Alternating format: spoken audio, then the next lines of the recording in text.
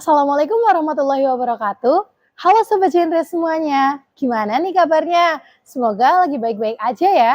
Balik lagi di Postera, Podcast Big Air Sejahtera. Pada episode Postera kali ini, narasumbernya sangat menarik loh.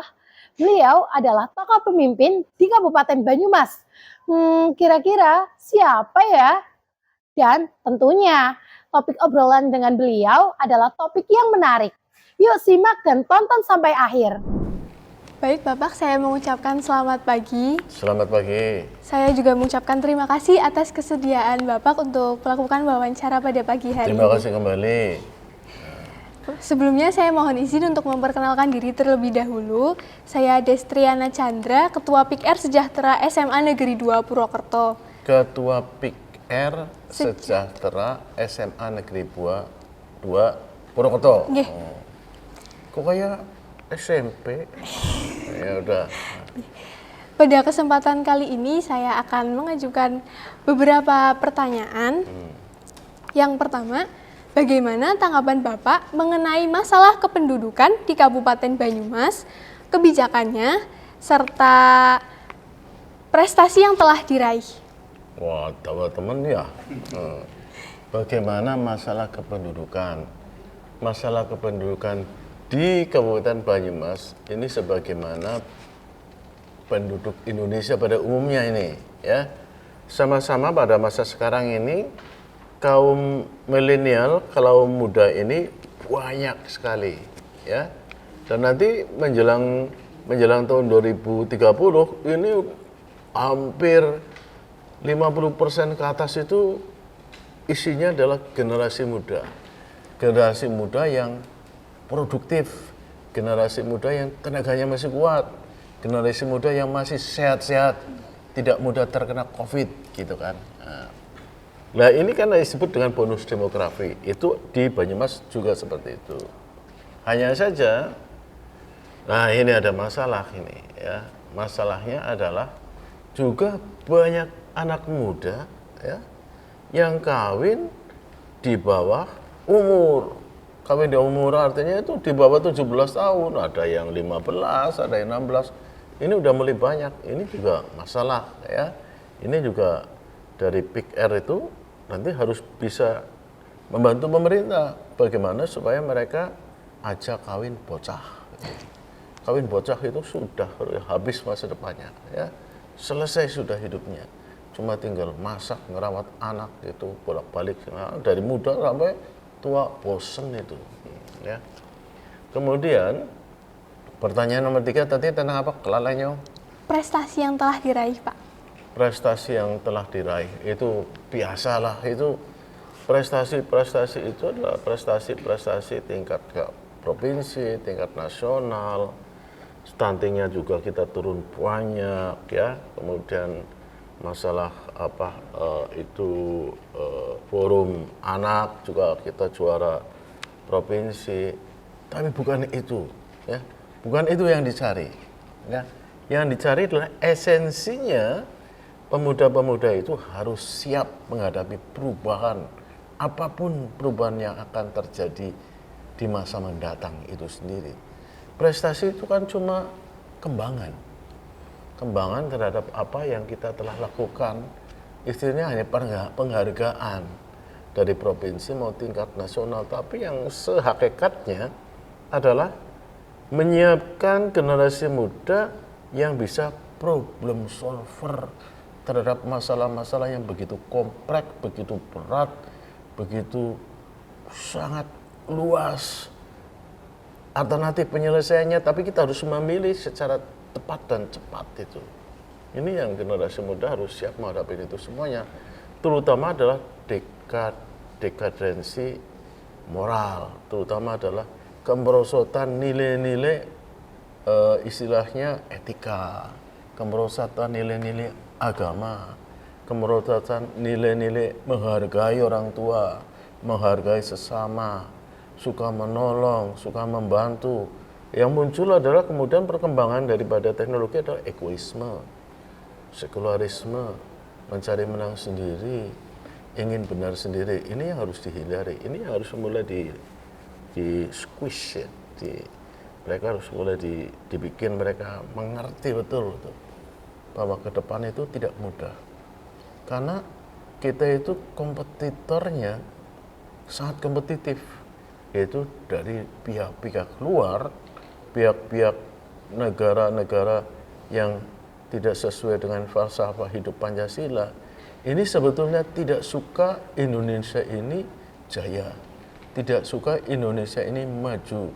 Mereka inginnya itu Indonesia tetap lemah, tetap terpecah belah, tetap mudah digerogoti sehingga mereka dapat mengeruk kekayaan Indonesia ke luar negeri. Ini yang harusnya diketahui, bahwa kita itu harus siap untuk tidak mau digerogoti, tidak mau dijajah dalam bentuk apapun, terutama pendidikan, teknologi, budaya.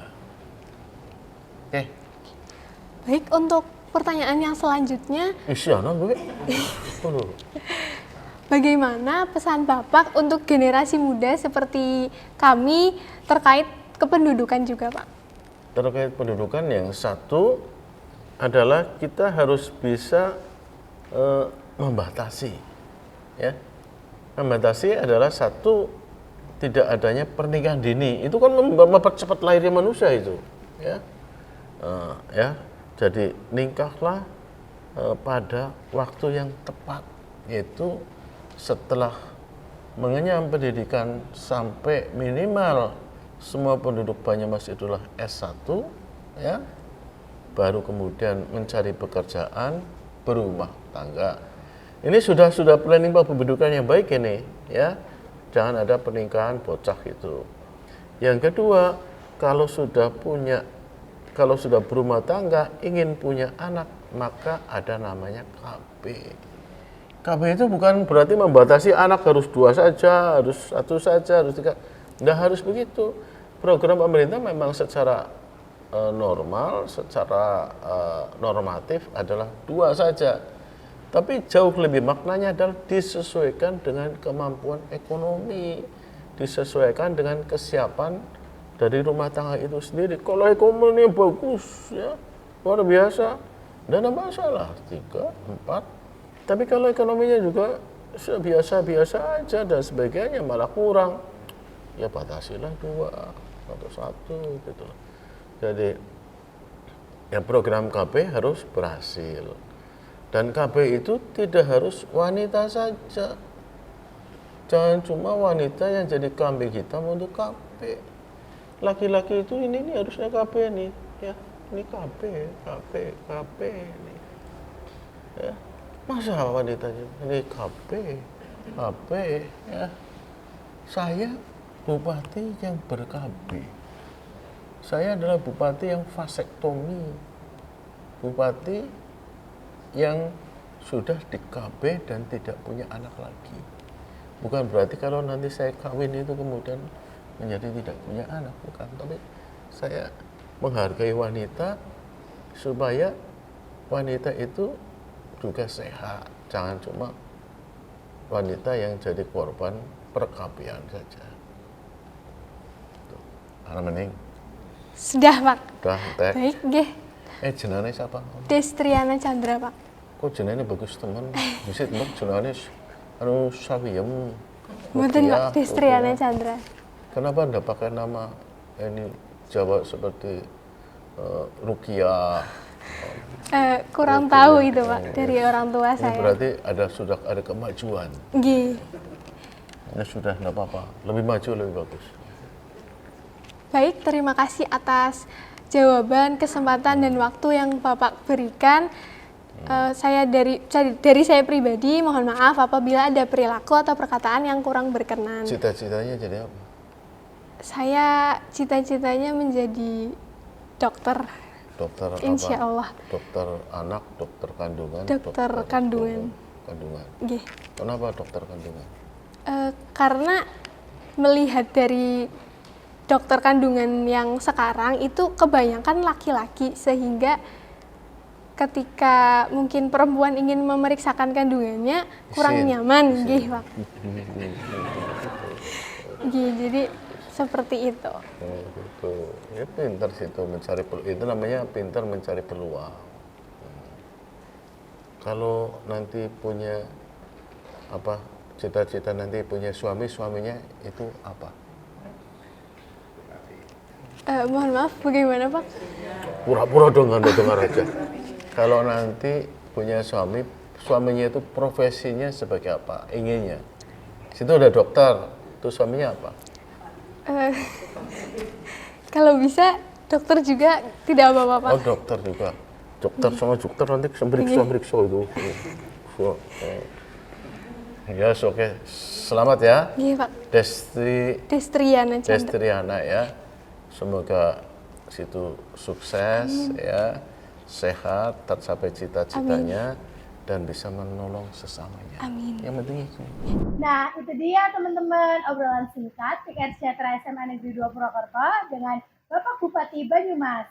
Kali ini di sebelah saya sudah ada Mbak Nanda yang kemarin bertemu secara langsung dengan Bapak Bupati.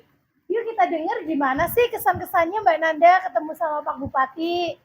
Nah, ya, terima kasih Mbak Nesa atas kesempatannya. Jadi kemarin kesan saya ketika mewawancara Pak Bupati itu rasanya sebetulnya campur aduk ya. Senang, menegangkan, bahagia, juga ada rasa bangga di dalam diri saya ketika saya bisa mewawancarai Pak Bupati secara langsung gitu. Lalu rasanya juga grogi banget karena itu pertama kali saya bertemu dengan Bapak Bupati dan langsung menanyakan ibaratnya tuh hal-hal berat gitu atau deep talk gitu ya bahasanya. Tapi saya juga sangat senang bisa mendapatkan kesempatan itu dan juga saya juga sangat senang karena tanggapan beliau juga ramah dan juga mudah dipahami. Seperti itu. Kayak menurut kamu ini pengalaman yang luar biasa banget gak sih di umur 17 tahun muda Iya, ini? betul. Ini sangat-sangat luar biasa. Dan ini pengalaman yang menurut saya tuh nggak pernah terbayangkan di pikiran saya akan mendapatkan peristiwanya seperti ini. Tapi keren banget. Wah, menarik juga ya ternyata bisa ketemu sama tokoh penting di Kabupaten Banyumas. Nah, demikian tadi Postera bersama Bapak Bupati Kabupaten Banyumas. Tentunya dengan ilmu yang disampaikan, semoga bermanfaat untuk teman-teman semua. Dan jangan lupa saksikan Postera di episode-episode selanjutnya dengan narasumber yang gak kalah menarik. Terima kasih. Wassalamualaikum warahmatullahi wabarakatuh. Salam genre. Salam.